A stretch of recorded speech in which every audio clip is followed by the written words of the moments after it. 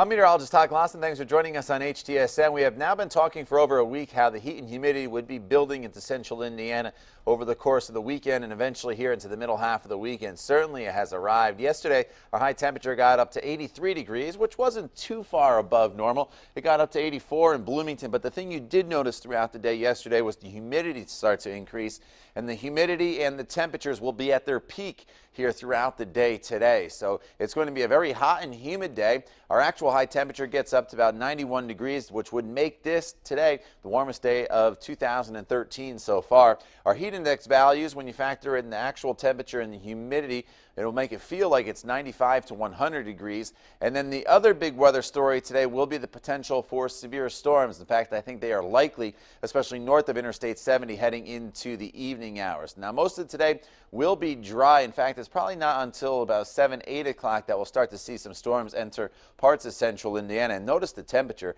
up to 91 degrees by 4 o'clock. Very hot, very humid. It'll feel like 95 to 100, still holding right around 90 degrees by 6 o'clock with the hazy sunshine.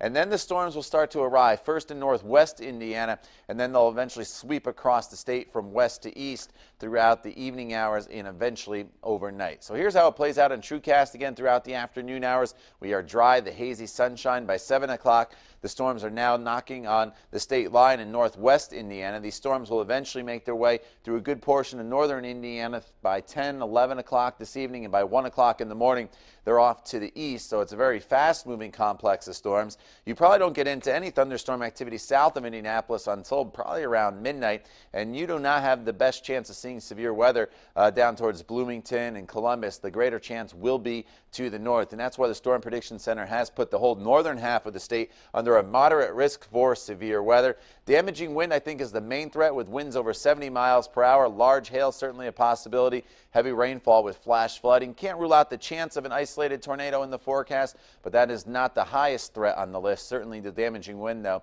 with those winds over 70 miles per hour, could cause a lot of damage. 92 today in Bloomington, 91 in Indianapolis, 88 the high temperature in Peru. And here's a look at your 7-day planning forecast.